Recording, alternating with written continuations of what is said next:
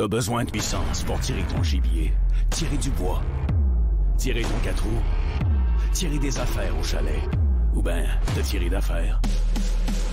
T'as juste besoin d'un toy portable winch. Avec ça, tu vas avoir la vraie puissance entre tes mains. Portable winch. C'est simple. C'est fort. C'est efficace. Passe à l'action. Offre-toi un toy portable winch.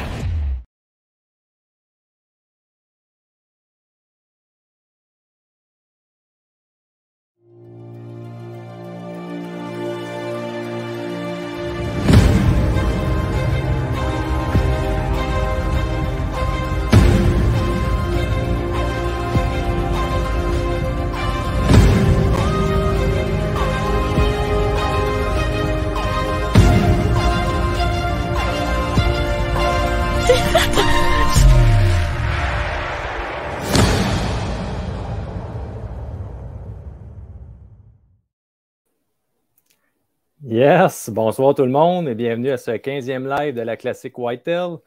Premier live de décembre, donc on peut dire que c'est le premier live du late season, de la saison tardive.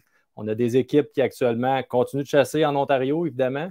Il y en a d'autres qui sont peut-être un peu plus consacrés à la prospection en vue de l'année à venir. Donc, on va jaser un petit peu de ça ensemble aujourd'hui.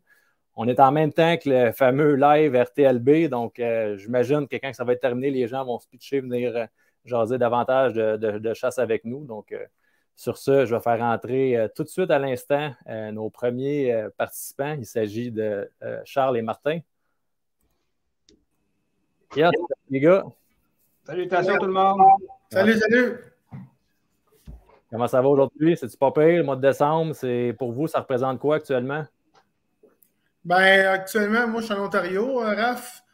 C'est plutôt tranquille. C'est sûr qu'une bordée de neige pourrait changer la donne. Là. Ce serait la bienvenue. Ben oui, mais là, on est juste début décembre, il y a encore tout le mois. Plusieurs choses peuvent changer assez rapidement, mais comme c'est là, j'ai 2 bucks de 1 an et demi, une femelle avec un petit.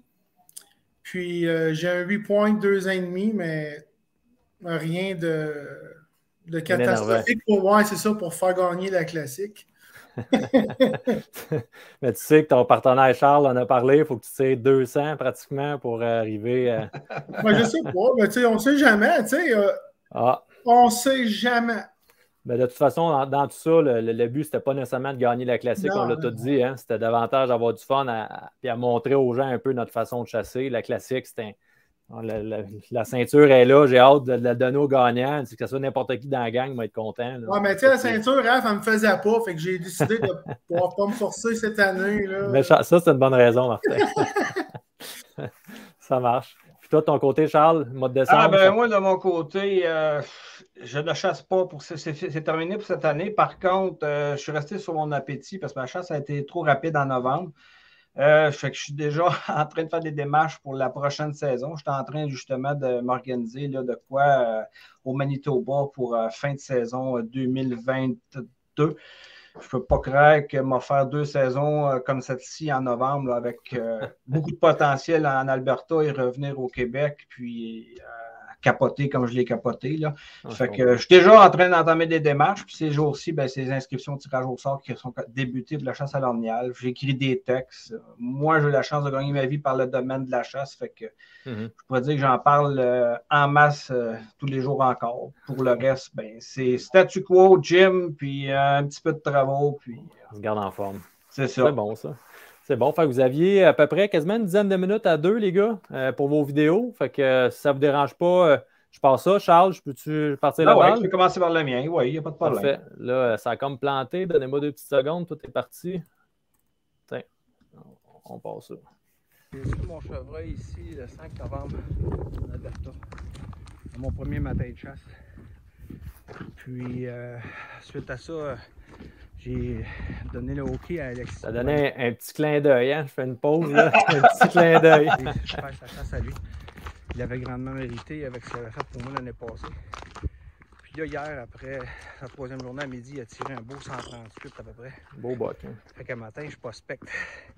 Quand on est maniaque jusqu'au bout, Je prospecte pour l'année prochaine. Regardez le beau décor matin. Un étage, les têtes. Ça craquait ici cette semaine quand on passait. Là, je pense en ce moment, ça passera même en quad. Puis là, je m'en vais relever les caméras sur une autre place. On appelle le spot à Dane pour vérifier s'il y a beaucoup d'activité. Parce que Dane et moi avons chassé 3 jours ensemble, moi étant caméraman. On n'a pas eu beaucoup d'action. Ça doit être rare les fois ce que tu es allé chasser là de humain. Pas de gants, pas rien. On a vu 3 spikes sur 2 spots. 2 petits 8 points de 2 ans et demi. 2 biches, je pense. 3 biches. Mais là, on a l'impression que le route n'est pas encore commencé ici. Parce que tous les box sont tout seuls. Il n'y a rien qui donne l'impression que ça se court. Là, c'est quand même bon d'être très actif au niveau de la prospection. Parce qu'ils sont encore en mode pré-route, recherche. Hey, salut tout le monde, je suis avec mon chum Martin. On prospecte parce que mon chevreuil est mort. Là, le chevreuil Alexis est mort. Reste mon frère à la chasse. I hadn't seen fuck all, so I don't. Bigger than this. Fuck! Moi, je sais c'est quoi qui se cache derrière ça. Puis il reste Dane avec Alexis comme caméraman. Un esti de beau. On vient d'en marcher une cutline. On a fait 1 kilomètre dans l'environnement de Tremble avec un sous-étage impénétrable. C'est plein de rosiers sauvages puis de toutes sortes de sous-étages, de cochonneries d'arbres que le chevreuil mange. Bref, les sites nourriciers à chevreuil là, dans la région où on est en Alberta, c'est ça. C'est de la forêt de Tremble avec du feuillu là, par moments impénétrable. Beaucoup de rosiers sauvages. C'est l'emblème de l'Alberta, le rosier sauvage. On s'en rentre plein dans les cuisses, dans les coudes, dans les mains. C'est l'enfer. Le chevreuil, le jour et ou la nuit, pour s'alimenter, il vient dans ce type de parcelle-là. Nous autres, le défi, parce que ça, du couvert le même, là, il y en a à perte de vue.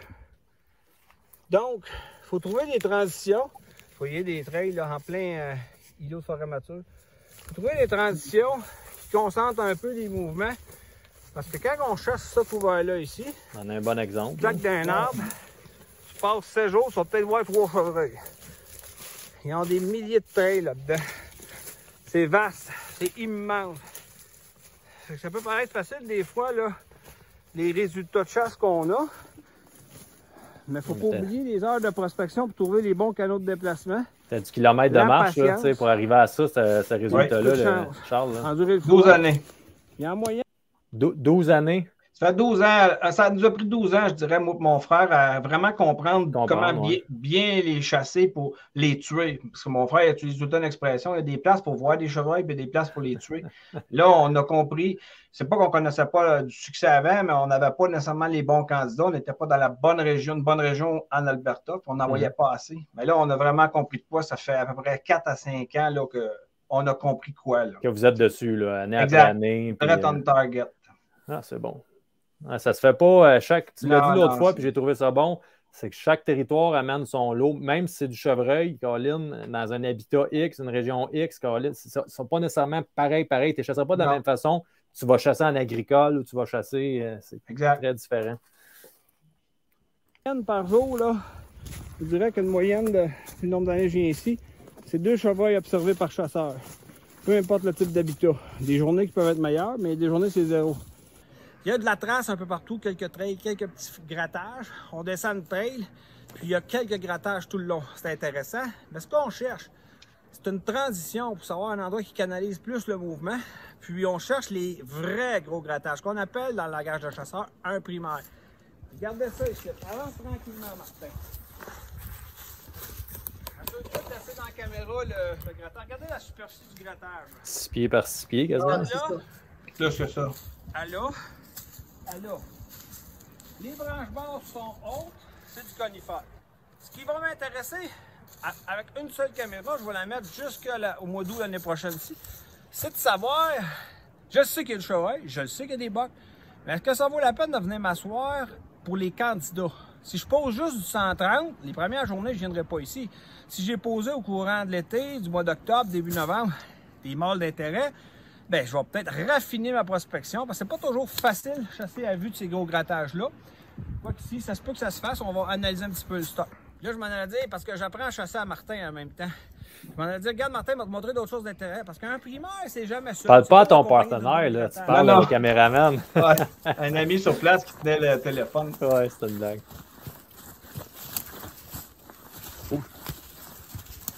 Quand on trouve ici en Alberta un vrai spot chaud, des primaires ou des méga grattages, il n'y en aura pas un. Il peut y en avoir 30, 35 dans pas grand. là. C'est des spots de même qu'on cherche pour la période de grattage. Nous autres, on veut cibler des mâles avec des certaines habitudes.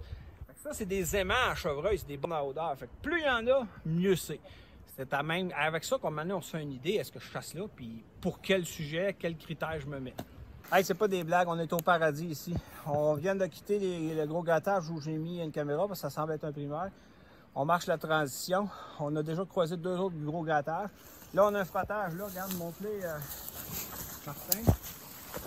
On a un beau gros frottage ici. Puis là, restez qu'on voit pas un autre grattage ici. Un frottage là.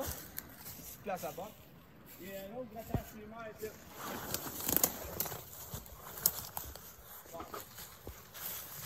Wow. Pas des blagues, là. On est le 9 novembre, 10? 9 novembre 2021, j'ai déjà hâte à 2022. On est fous là-dedans. C'est ça, C'est ça l'espoir. Ouais. Ça, c'est l'espoir. Tu sais, du gars qui est prêt à. C'est déjà fini, il va y retourner parce que bon, il voit le potentiel. Ça nous garde en vie. Ouais, Colin, Juste faire une parenthèse avant de terminer. Quelques secondes, une minute après, là, quelques minutes, même pas 10 minutes après avoir fini le vidéo que vous voyez, là, il y a un gros buck, dur à dire, c'était quoi? C'était au moins 125, 130, là, qui est arrivé, qui s'en venait vers nous autres sans le savoir. Il ne savait pas qu'on était là. On a vu un beau gros. On n'a juste pas eu le temps de le filmer, malheureusement, dans le trou drette là. Okay. Et autour de la transition que vous avez vue par vol aérien, là, pas moins de 200 grattages. C'est bon. Ouais. OK, ben, c'est assez impressionnant. Mais tu l'as dit, hein, c'est tu as chassé la différence, tu n'as pas chassé l'uniformité. Là, sinon, tu te serais perdu là-dedans, là, à la marche rosier. C'est malade. Là. Puis, t'as-tu pris de quoi en photo, là, pour le fun? Je suis retourné. J'ai installé mes caméras le 9 le 10 novembre, dans le but d'y retourner au mois d'août. Ben, fin de compte, j'ai déjà acheté mes billets. Je ne l'avais pas dit. J'ai déjà acheté mes billets d'avion pour y retourner au mois de début mai. OK, tu refais la même chose que tu avais faite au printemps. J'ai pogné m'excuse de le rallonger un peu. J'ai pogné un non, c'est pas grave, je ne sais pas ce qui s'est passé sur Expedia, sur les sites. J'ai payé 230$ mes billets aller-retour pour le mois de mai. J'ai fait un test la semaine passée. Je checkais le prix des billets. Je dis, qu'est-ce que c'est ça? J'ai acheté tout de suite. T'as-tu acheté tes billets pour novembre, rendu là? Ils sont pas sortis encore. Sinon, je les aurais peut-être achetés. C'est bon. Ça, je te remercie, Charles. On va passer à toi, Martin. Tu avais préparé un petit quelque chose. Je te fais apparaître ça à l'instant à l'écran. Donne-moi 2 petites secondes. Je te l'ai envoyé 3 fois. Hein? Je ne sais pas si tu les as reçus 3 fois. Non, là, mais... seulement qu'une fois, mais ce qui m'étonne, c'est que ça l'a planté. On va partir ça. Ça a planté pendant que le pré-show était là. Fait que j'ai tout perdu. Là, je suis en Ontario et puis je vais vous montrer une vidéo. J'ai vu un ancien. C'est un ancien gratté qui était au sol. Quand j'étais allé, j'étais dans le Mirador, j'ai dit un bel emplacement pour faire un faux gratté. Même pas 15 verges de mon arbre où je suis installé. Par surprise, il y avait déjà un grattage. Puis j'ai vu la branche qui était brisée. Normalement, une branche qui est brisée, elle est à peu près la grosseur de mon pouce. Normalement, une licking branch qui est brisée comme ça, c'est un mâle mature avec un beau panache. Normalement, c'est ça. Donc, je l'ai réactivé. J'ai un appât à 30 verges. J'ai un 8 points de 2 ans et demi qui est allé sur la licking branch. Puis, c'est vraiment donné. C'était le 25 novembre. Donc, c'est assez tranquille. Ça m'a juste prouvé encore que les bucks sont encore dedans. Et puis qu'ils peuvent parcourir encore beaucoup de distance. Donc, je ne veux pas m'énerver avec ça. J'ai 2 ou 3 bucks de 1 an. Donc, là, je m'en vais m'amuser. Je vais chasser dans cet emplacement-là, probablement juste le soir. Je ne vais pas tout dévoiler tout de suite mes stratégies parce que je vais passer du temps là-bas, mais je vais vous tenir au courant de ce que je vais faire, puis ce que je compte faire si ça ne fonctionne pas.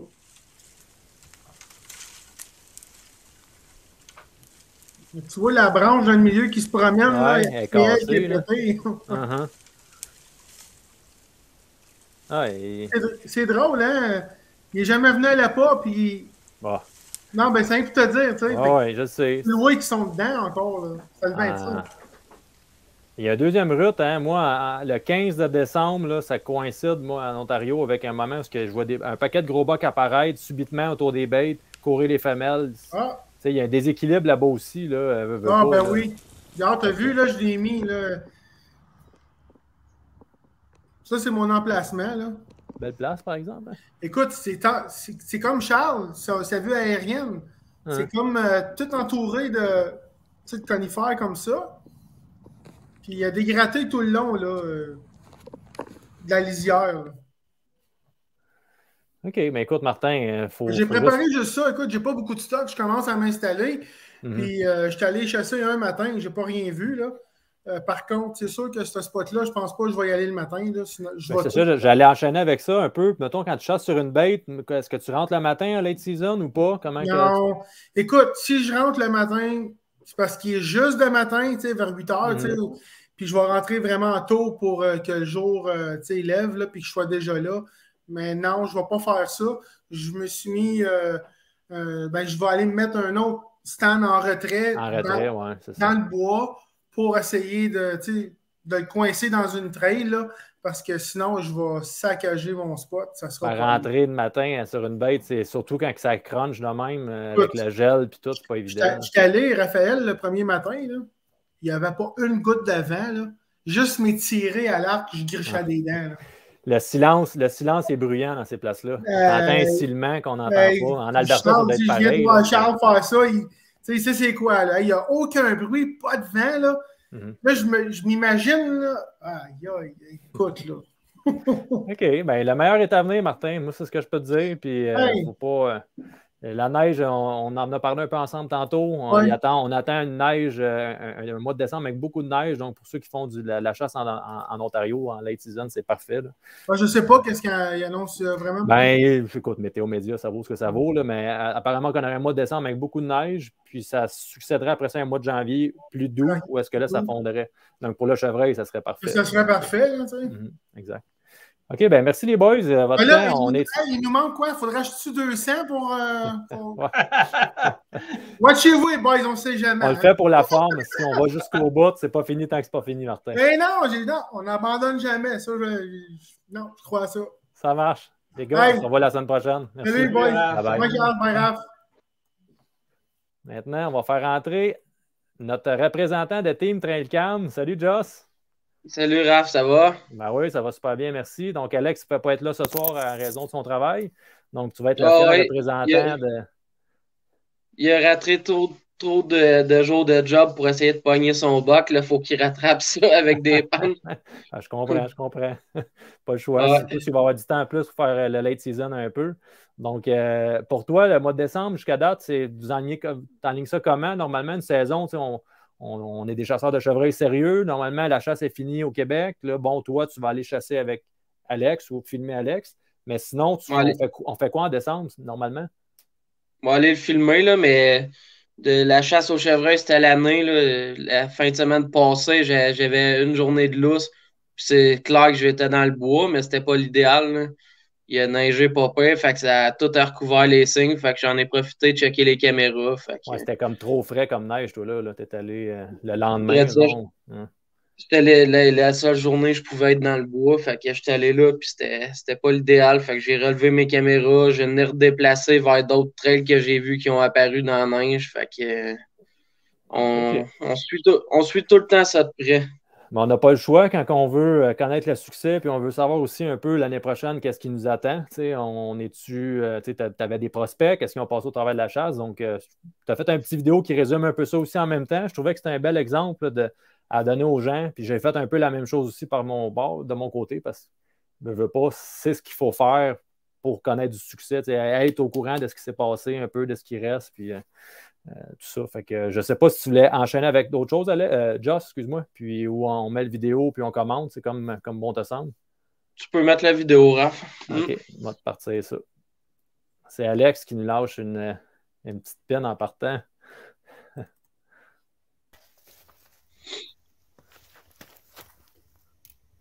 Bon, ben, préparation de bait en Ontario. On est dimanche. On a 3 baits de fête. Là, aujourd'hui, on est sur la bait. Ça, faut que je lève mon chapeau. Il est bon en tabarouette, Alex. C'est un ange. Il est ici pour qu'il puisse chasser peut-être cette semaine. Donc, on est dans un sale trou. C'est swampeux à côté. Il y a du rub, il y a de la trace. Il y avait des scrapes plus bas par-dessus la neige. Donc, il y a du buck dans le coin, ça, c'est certain. J'espère que tu vas t'en rappeler, Dave, que je suis venu de partout du maïs ici. Puis, s'il y en a un qui rentre cédé. On sait pas, il a peut-être scrappé le spot ici, là. Yes. Salut la gang, on est le 27 novembre. J'avais la fin de semaine off, fait que j'ai décidé de venir faire une petite prospection. Mais il a tombé un 4 pouces de neige, fait que c'est pas l'idéal. À la place, je vais aller checker mes caméras, me faire un petit inventaire. Ici, j'avais des caméras le long de mon champ nourricier. Tu vois qu'il y a des traces fraîches dedans. Pas mal partout, là. J'ai hâte de voir les photos. Ça a pris combien de temps, Joss, manger ton brasse? 2 semaines? Après chasse. 2 semaines. Il donnait une bonne petite réserve de graisse. Un demi-autre, un autre? Fait que j'ai bien hâte de voir ce qu'il reste. 40 pieds par 150. J'ai déjà une petite idée parce que j'avais une camisole dans le trou. Puis un quart d'arc environ. Des bocs, mais il m'en reste encore qui vont être très beaux l'année prochaine, des 3 ans et demi. Fait que pour vrai, je suis content. Je suis content pour vrai. Fait que on va faire un petit tour des cams. Puis je suis venu l'autre jour, l'avant-dernière fin de semaine de chasse, il y avait 0 frottage ici. Il y en a une couple là-bas. Excusez, ça bouge. Fait que j'ai bien hâte de voir les caméras. Voir si c'est un désastre ou pas. Mais ici, je suis dans zone 6. Fait que j'ai beaucoup de bocs qui ont été copés. Ils ont été sauvés, je veux dire. À cause que c'est le RTLB, ça prend 3 points d'un bord. Fait que 90% de mes spikes sont encore là. Fait que ça va faire tous des beaux 2 ans et demi pour l'année prochaine. Bon, je vous reviens avec des photos tantôt. Salut! Bon, on voit pas trop que c'était un champ de brassica, mais c'est mon champ qui était clôturé. Je l'ai déclôturé à l'ouverture de la carabine. Puis ça a marché en fou. Puis là, avec la neige, encore plus. Fait que une bonne source de nourriture après la chasse. Il reste quand encore tu reviens au printemps, ça doit même plus rester, feuilles. ça là. Il doit Il y a des navets, normalement, il reste quasiment juste la navet ou si... Ouais, au printemps, je te dirais que même il reste plus grand chose. C'est en boîte puis c'est packagé. OK. C'est parce que les autres, ils rentrent là-dedans, ils chiquent ça, puis ils vont jusqu'au bulle, presque. Là. Même le printemps, il y a gros du dindon que je pogne là-dedans, qui gratte puis qui vient picosser les petites repouses vertes qui restent dedans. Ça, c'est de quoi d'intéressant, puis que j'aurais aimé parler tantôt peut-être avec Charles, j'ai complètement oublié d'en glisser un mot, voir s'il faut avoir le même comportement un peu en Alberta, mais ça, est-ce que tu as remarqué ça sur tes caméras, juste à d'autres moments ou si c'était spécifiquement cette année que tu as vu ça, un coyote sur un buck, mettons? C'est la première année que je vois ça, puis sur un buck mature en plus, puis il était 2 bucks matures 5 minutes avant que les coyotes apparaissent. Puis lui, c'est pas un... Il a l'air en santé, il est gros puis tout. Puis les coyotes, durant 2h30, ils l'ont encerclé, ils essayaient de snapper les jambes. Il était combien? T'as-tu vu? 2, 3? Je te dirais 2, là. Pas plus que 2.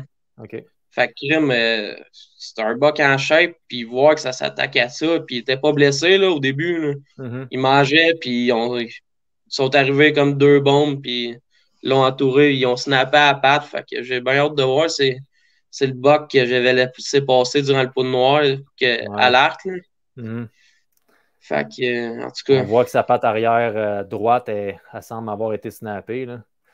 Ouais, puis pendant que les coyotes l'avaient snappé, ils s'allichaient devant eux autres. Là, puis, parce que c'est quoi, j'ai remarqué énormément, moi, cette année, j'avais jamais remarqué ça. À chaque fois que je prenais un mâle mature en déplacement, j'avais un coyote qui suivait.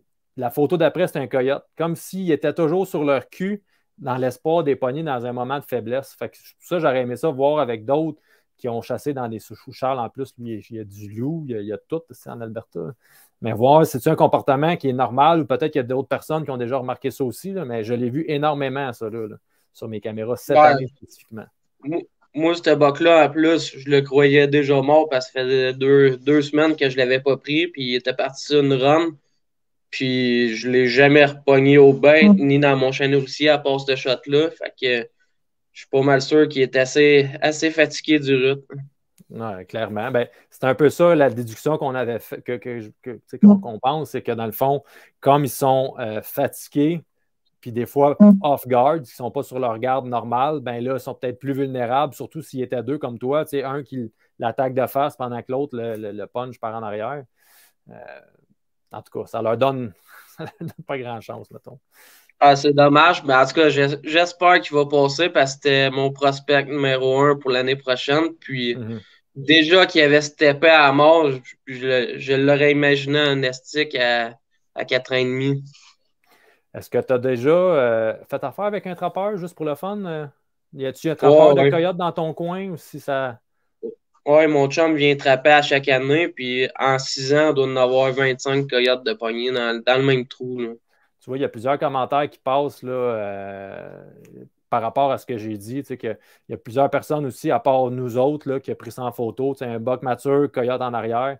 Je ne sais pas si c'est la population de coyotes qui a popé ou si c'est un comportement qui. En tout cas, je trouve ça étrange. On n'est pas les seuls. Le pire, c'est que cette année, même avant que je récolte mon target, je n'ai vu des coyotes qui sont venus rôder là, au relais femelles. Les femelles ont sacré le camp, les femelles sont revenues, puis là, j'ai tué. Là, fait que ça s'est fait en une demi-heure. Puis même ma mère n'a jamais vu autant de coyotes proche des chevreuils. Je sais qu'on en a tout le temps eu gros, mais sont peut-être plus fantasques que les autres années, je ne sais pas. Ah, il va falloir garder un œil là-dessus. C'est sûr, certains, on a parlé, la job d'un chasseur de chevreuil, d'un gestionnaire de terre de chevreuil, c'est un peu ça aussi. Regarder les prédateurs, tout ça. Bon, on ne veut pas favoriser nécessairement plus une race qu'une autre, mais à un moment donné, il faut balancer aussi. Il ne faut pas que nos mâles matures, en plus de tomber par la chasse, tombent tout de suite à la période d'accouplement à cause des coyotes. Là. Fait qu'il faut avoir ça à l'œil, c'est sûr et certain. Ouais, c'est ça, je trouvais drôle. Oui, un petit veau qui est faible, j'aurais pu croire ça, mais un mature qui pèse over 200 livres, là, top shape, mais affaibli du rythme, ça fait juste me confirmer qu'il était vraiment fatigué de courailler femelle. Oui, il n'avait pas la force de se sauver peut-être. Il a essayé de leur faire face, mais avec les résultats qu'on connaît. Donc, on va espérer qu'il passe au travers de la saison puis de la saison hivernale. Ça marche. C'est bon. Ça, Joss, savais-tu? Puis il reste un petit peu de temps. Vous autres, prochainement, comment vous enlignez? Avez-vous... là, on a vu Alex aller partir des bêtes. J'imagine qu'il va chasser. En plus, il est allé partir la bête à Dave. Ça, c'est... Ouais. Connaissant un peu le spot qu'on chasse en Ontario depuis 2 ans, je sais que le gros... On se prépare d'avance, mais ce ne sera pas là qu'on va chasser nécessairement. Le gros des belles dates, nous autres, là, c'est du vin à fermeture. Oui. C'est là que les déplacements. Exact. Puis si on pogne, comme Météo Média dit, une bonne bornée de neige, je suis très confiant qu'on va voir du mature. OK, génial. Ça promet. En tout cas, on va être là-bas en même temps, puis on se fera un petit plan, une petite bière, quelque chose, c'est certain. Ben oui. Ça marche. Écoute, je te remercie, Joss. On se reparle tantôt. Yes, salut, Raph. Salut. Donc, le temps est justement terminé. Donc, c'est maintenant l'équipe Team White Armagnac. C'est moi le fier représentant. Je m'étais préparé un petit vidéo qui prend pas mal tout de mon temps, donc je vais le partir. Ça résume pas mal bien un peu le mois de décembre pour nous, ce que ça représente. Évidemment, on chasse l'Ontario, mais... Bonjour tout le monde, petit update pour la classique Whitetail. Je suis présentement dans la zone 8, la zone dans laquelle j'ai récolté ma femelle tôt en saison, donc en octobre. J'ai vu quand même un peu de chevreuil suite à ça ici, dont un buck super intéressant, là, De chez moi, j'étais capable de voir, durant la saison, j'ai eu comme 2 journées où est-ce que j'ai pas pu aller chasser, j'avais des obligations familiales. Donc, je me suis levé plus tard, puis j'ai pu voir, puis constater qu'il y avait effectivement un très beau buck qui se tenait ici, là. Puis j'en ai parlé avec le voisin immédiat, ça ne me dérange pas du tout de partager cette information-là, même si je sais que par la suite, il y a peut-être des chasseurs autour qui vont s'ajouter pour ça. Mais ici, c'est un secteur que j'ai toujours chassé plus les femelles. Donc, j'ai jamais, l'année passée, en fait en 2020, je m'étais attardé à chasser un petit peu les bucks sans plus. Mais la saison de carabine avait vraiment fessé. Fait que j'avais comme pas espoir cette année. Fait que j'ai mis 0 pression. Puis on est souvent une gang, nous autres, Armagnac, à prôner la pression, d'être agressif. Par contre, l'inverse peut être tout aussi bon. C'est-à-dire qu'en carabine, en saison de grosse pression, le fait de ne pas mettre de pression peut aussi vous aider. Donc, si vous avez l'avantage d'avoir 2, 3 petites terres, comme si c'est pas une grosse terre, j'ai plus de champs que de bois. Par contre, j'ai des beddings de femelles qui peuvent être très intéressants. Puis le layout de la terre aussi peut être intéressant à chasser pour le rut. Donc, j'ai pas mis 0 pression. Puis ici autour, je vois jamais de buck en temps normal durant le jour. Je vois que des femelles. Mais durant le rut, j'ai vu un très, très gros buck, plein milieu du champ, lockdown avec une femelle. J'ose espérer qu'il a traversé. Ma blonde, la dernière journée, l'a vu. Aller relativement près des maisons. Il y a un bedding de femelles aussi. Comme j'explique, quand il y a de la pression, les chevreuils, des fois, ont tendance à se reculer et aller dans les endroits où il n'y a pas de chasseurs. Donc, si c'est chez vous, ça peut être vraiment bon. Donc, pour les derniers jours de la saison, de se garder un spot sur lequel on garde un œil, donc avoir des caméras, tout ça, mais sans nécessairement aller mettre de pression, puis laisser les autres autour mettre de la pression, peut aussi vous aider. Puis là, à ce moment-là, vous êtes agressif plus vers la fin. Donc, vous attendez, paf, en fin de saison, quand le gros du rut est passé, que les gros bucks se promènent pour trouver des femelles, ben c'est le moment idéal pour y aller. Donc, je voulais juste faire un petit rappel, la chasse au chevreuil, nous, on prône d'être agressif. Par contre, d'être passif et agressif au bon moment peut aussi extrêmement payer. Je vais mettre des petites séquences de ça, puis en même temps, je vais marcher la terre. On a souvent parlé des trails parallèles. Ici, avec la gang, j'avais fait une journée une journée Armagnac avec une douzaine de personnes, quasiment 15. On avait marché, je leur avais expliqué un peu le fonctionnement, donc je vais revalider tout ça, voir si ça a été encore la même chose. Je suis à peu près sûr que oui, là. Le mouvement des femelles ici est dans ce sens-là, puis les bucks, normalement, voyagent dans l'autre sens. C'est ce que j'ai vu quand j'ai vu le buck en lockdown avec la femelle et le mouvement aussi, parce qu'à un moment donné, il l'a lâché, puis je l'ai vu se promener. Avec un cellulaire au travers d'une jumelle, donc, mais je voyais les cornes de je vais prendre quelques petites séquences. Donc, c'est le moment idéal pour ça, là. À regarder les signes frais, c'est là. On n'est pas les seuls, là, je ne suis pas le seul de la classique. On est 2-3 à vous parler un peu d'aller faire c'est le temps maintenant ou jamais, tout est frais. Allez faire un petit relevé de ce que vous voyez, de ce qui reste aussi.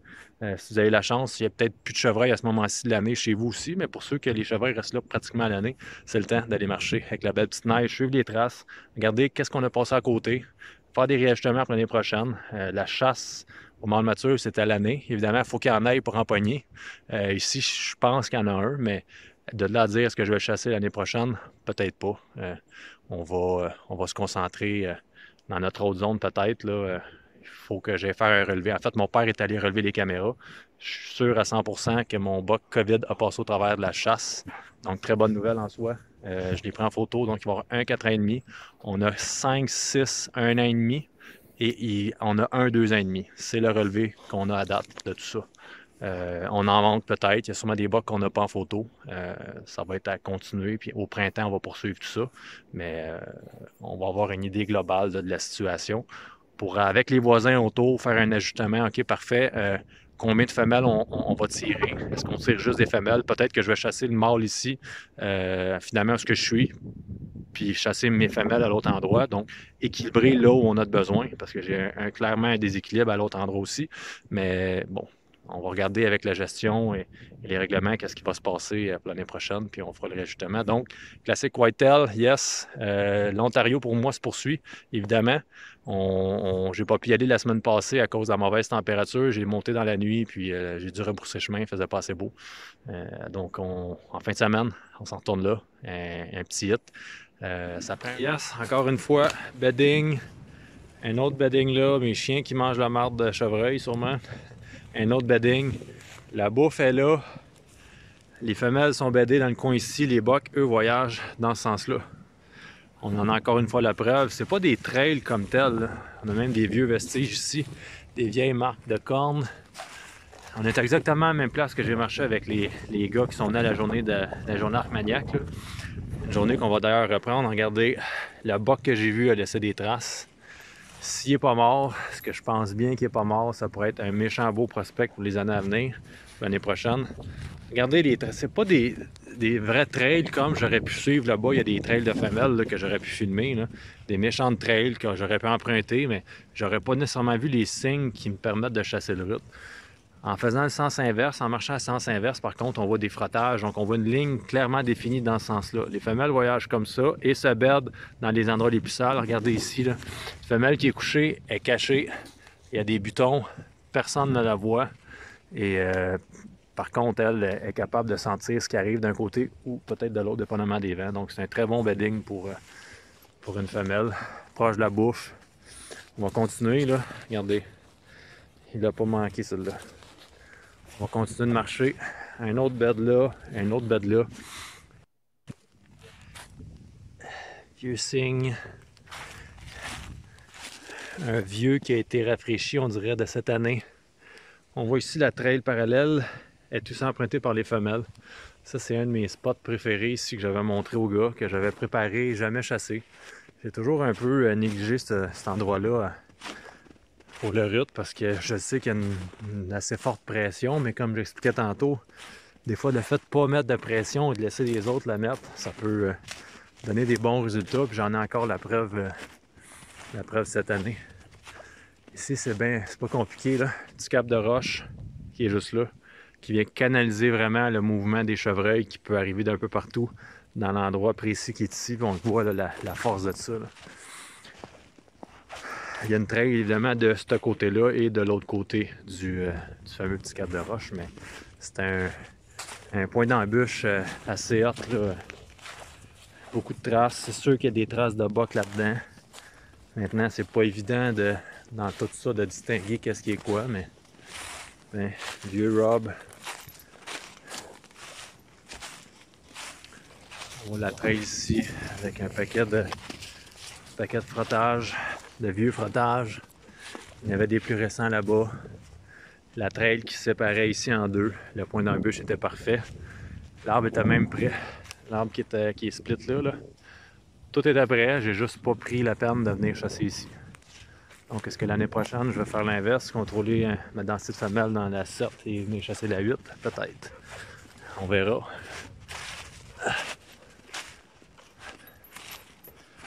Encore en réflexion. Regardez, trail de femelle intense de l'autre côté du cap de roche. Je suis certain que si je continue dans le coin là-bas, là, il doit y avoir des... Regardez comment c'est sale. Une couple de femelles qui sont là, beddées aussi. On a un autre vieux frottage là. Je pense que vous avez un peu compris. Donc, late season comme ça, si vous ne chassez pas, prenez la peine d'aller marcher vos spots et d'évaluer, là. On voit clairement les trails, on voit il y a de la grosse trace là-dedans, là. Quand même une pauvre trace.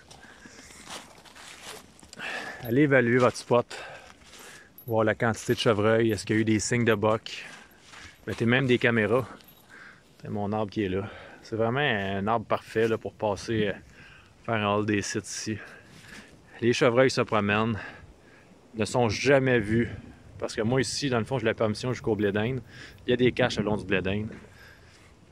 Ces gars-là ne voient pratiquement jamais, n'ont pas d'occasion de tir ici. Fait que les chevreuils, ça a leur avantage d'emprunter ce genre de trail-là pour durant la route. Ils tombent vulnérables s'il y a une femelle en chaleur qui est passée là, clairement, mais sinon, lors de leur déplacement, non.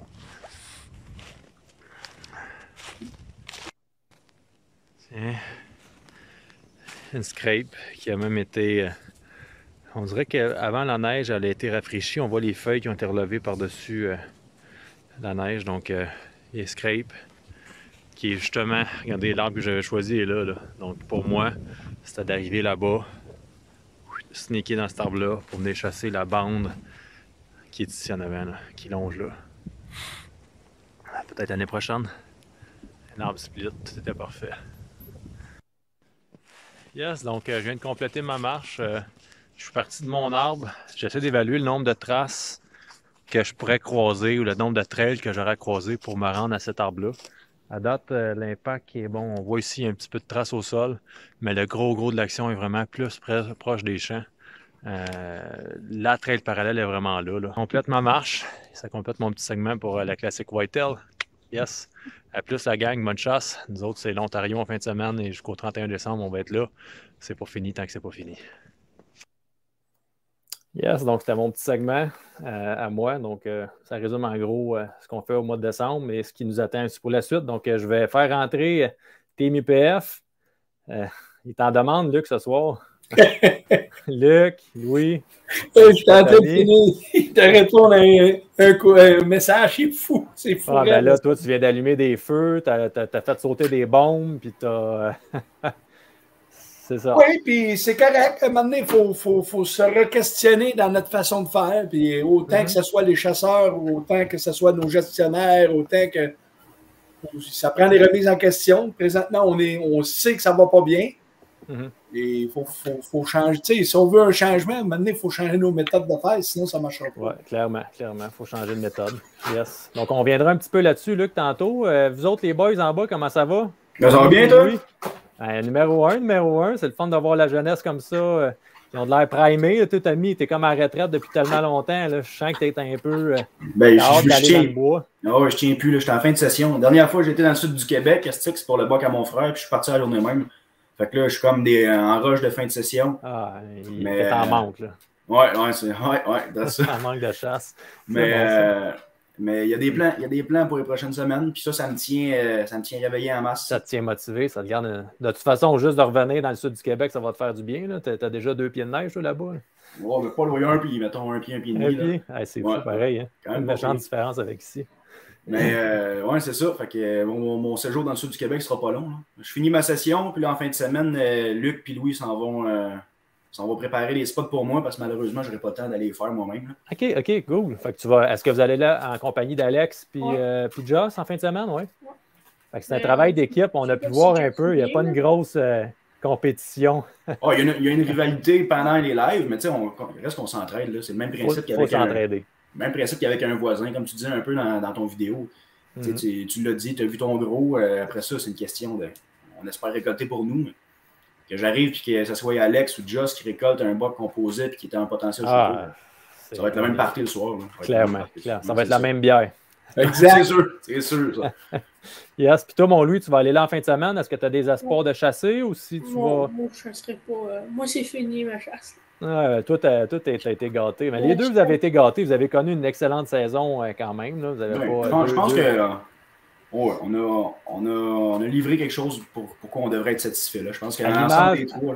C'est ça. Puis c'est à l'image aussi de la gestion que vous faites, le résultat que vous avez. Tu sais, ça va avec les efforts que vous faites sur vos terres. Donc, c'est tout à votre honneur. Puis je suis content aussi. Vous êtes partis pour être vous êtes les meneurs actuellement de la classique. Puis c'est tout à votre honneur en soi aussi. Ça, on apprécie ça. C'est pas pour n'importe quelle raison non plus. Il y a quelque chose à comprendre de ça également. C'est un travail de longue haleine, c'est un teamwork, puis c'est ça, ça fait qu'on a des belles chasses. Parce que c'est clair, Tommy, il l'a dit, teamwork, on est une grosse équipe en arrière de ça, là, pour tout organiser les spots, aller filmer. Il ne faut pas oublier qu'on est aux deux dans l'arbre, ça nous prend du monde pour venir nous mener. Fait qu'on sacrifie, il y a beaucoup de gens qui se sacrifient pour être certain qu'un groupe, lui, va récolter. Puis on alterne ça en tous les ans, chacun notre tour. Mais quand c'est notre année, normalement, on a quand même pas mal de succès. Là.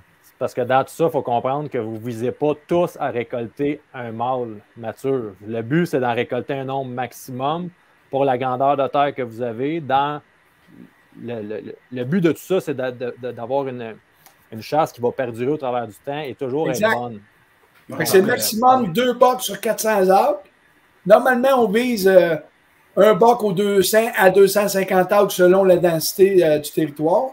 Puis on vise, mettons, 400 arbres, c'est une femelle aux 100 arbres minimum. Des fois, quand on a un peu plus de chevreuil, on peut se rendre à une femelle aux 50 arbres. Ça dépend du terrain. Puis à partir de là, on se gâte un peu ou on gâte nos amis parce qu'on a invité des amis. François Pelletier est venu récolter une belle femelle chez nous. J'ai un chum comme Yannick Bergeron qui est venu. On gâte nos chums puis on a du fun. Puis juste une petite question comme ça, par rapport à la quantité de chevreuils à récolter, tout ça. Quand on regarde notre cheptel de chevreuil en général, là, le nombre de femelles qu'on peut, toi tu parles de 1 pour 50, mais si on est dans une forte densité, puis qu'on veut juste, disons, à la limite stabiliser, là, mettons qu'on compte 30 femelles veaux là, sur notre territoire, on veut stabiliser la progression de tout ça. Combien de femelles faudrait récolter pour... On ne veut pas le faire descendre la population, on veut la stabiliser.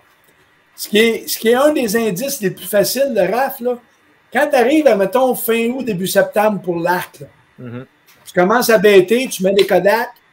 Dans tes 2 premières semaines de septembre, là, tu regardes, mettons, la quantité de mâles d'1 an et demi que tu as sur ton terrain. OK.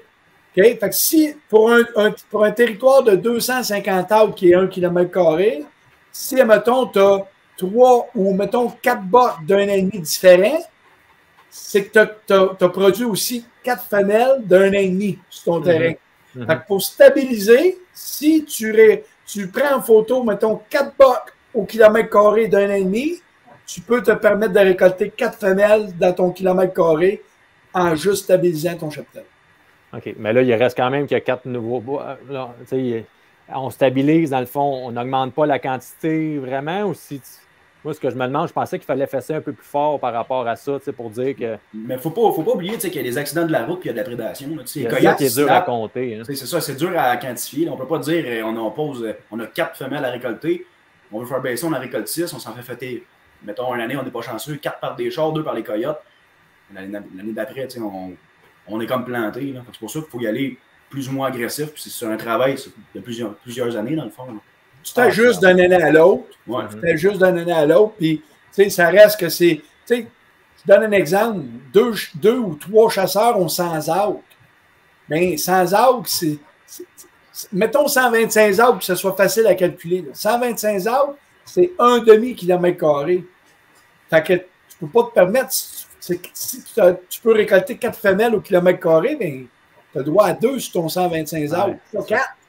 Fait que, tu sais. Il y a beaucoup d'éducation à faire là-dessus parce que les gars, ils disent moi, j'ai mon terrain, on est 4 gars, puis on a droit à 4 bottes. Ouais. Ils ont 40 acres, puis ils en tirent 3.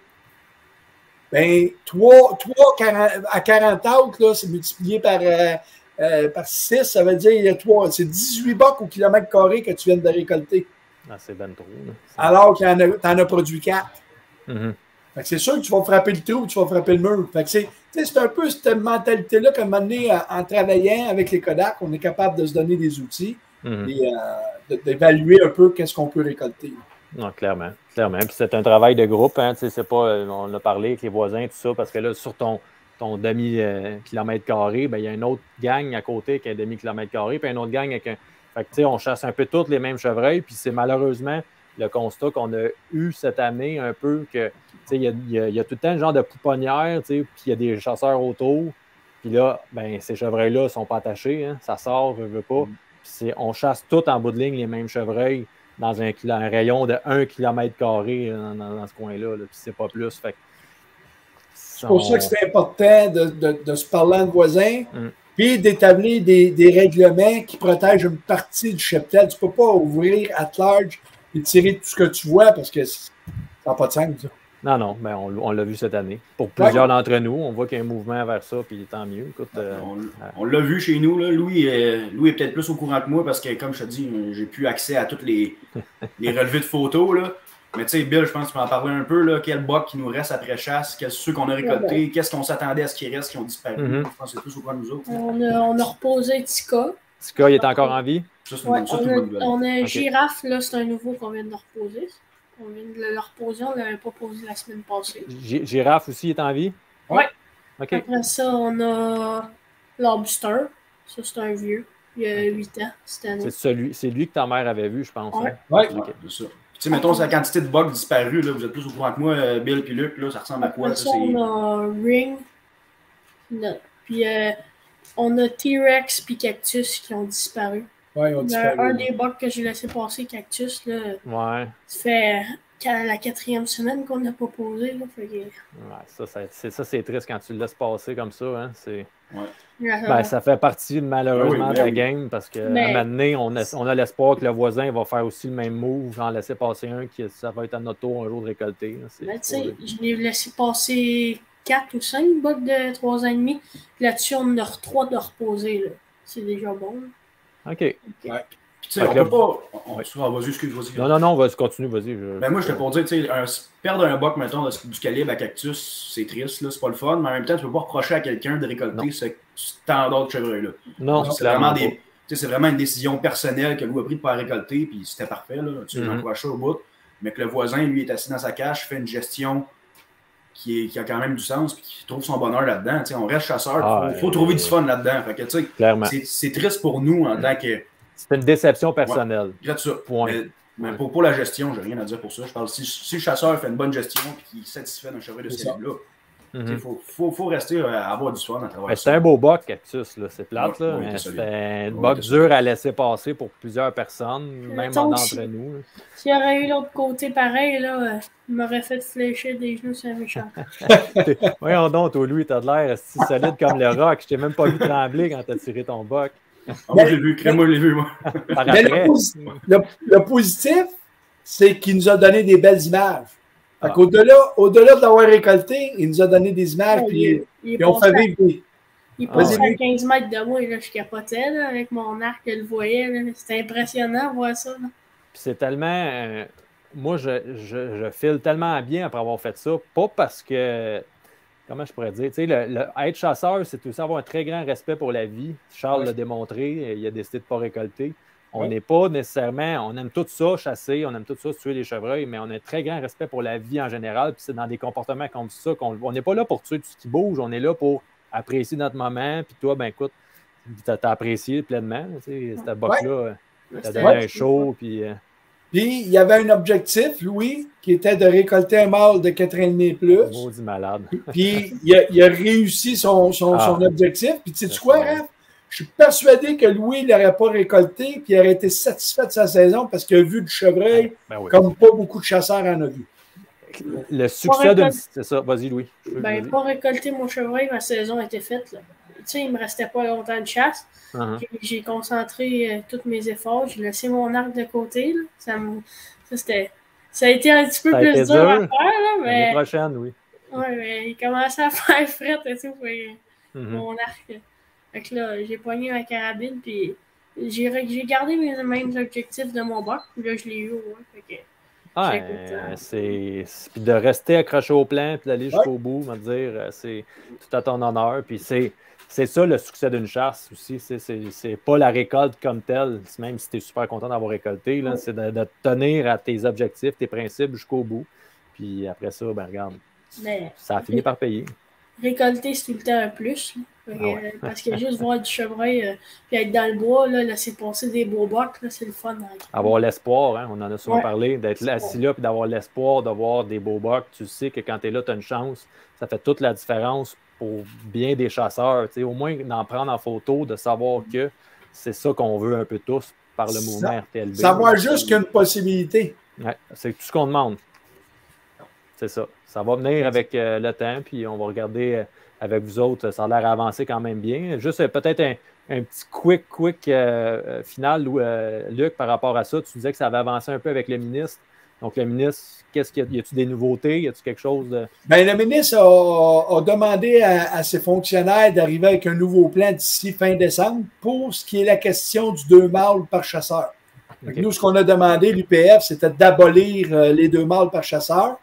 Et puis, ça, il est supposé nous revenir d'ici fin décembre. Et pour ce qui est du sujet du RTLB, il nous a demandé, il a demandé à ses fonctionnaires d'accumuler toutes les données le plus vite possible cet hiver pour qu'ils puissent prendre une décision ce printemps pour être certain de mettre en œuvre le RTLB en 2022 si on a des bonnes données. Mais les données, on s'entend, quelles données qu'ils vont avoir quand ils ont ouvert le plan de gestion 2 ans avant que ça finisse à côté de la zone 6. J'ai hâte de voir les résultats. J'ai juste hâte. Mais moi, ce que je peux vous dire, c'est que le RTLB est essentiel à la grandeur du Québec, que ce soit dans les zones à faible densité ou à forte densité. C'est essentiel pour la santé du cheptel. Oui, ça ne peut pas nuire à nulle part. Là. La seule objection qu'on voit de la part des chasseurs, c'est que ça semble, il y en a qui ont peut-être peur que ça leur nuise dans leur succès de chasse, mais il faudrait juste voir avec les gars de la 6 qu'est-ce qui s'est passé avec la 6. Dur. Les 2 premières années sont plus difficiles. Puis à la 3e année, on revient pratiquement au même taux de succès qu'avant, mais avec toutes des bucks de 2 ans et demi et plus. Fait que demander aux chasseurs de la 6 s'ils veulent revenir, c'est non. Même des messieurs qui n'étaient pas d'accord avec ça. Je connais des messieurs qui sont venus nous voir ici, cogner à ma porte et dire Luc, on n'était pas d'accord avec toi. Et aujourd'hui, je te dis merci pour la saison que j'ai connue cette année. Écoute, Luc, j'ose espérer que tu vas laisser la trace. C'est comme ton héritage un peu, la RTLB. Ouais. Fait que sur ta tombe, sur ta tombe, il va y avoir 4 lettres. En fait, il va y avoir 7 lettres. RIP puis RTLB. Ça risque de me suivre longtemps. Ouais. Un gros merci les gars pour la soirée. On va se reparler la semaine prochaine. Vous allez avoir un petit compte rendu un peu de ce qui s'est passé en Ontario. Puis nous autres aussi de notre côté, on a des images de chevreuils à montrer aux gens. Donc sur ce, merci à tous d'avoir été là. Puis on pourrait vous souhaiter bonne chasse à ceux qui sont encore à la chasse. Sinon, allez prospecter, c'est le temps. Bonne chance, Armagnac. Yes, bonne chance à tous. Merci, bye. T'as besoin de puissance pour tirer ton gibier, tirer du bois, tirer ton 4 roues, tirer des affaires au chalet, ou ben te tirer d'affaires. T'as juste besoin d'un treuil portable winch. Avec ça, tu vas avoir la vraie puissance entre tes mains. Portable winch. C'est simple, c'est fort, c'est efficace. Passe à l'action. Offre-toi un treuil portable winch.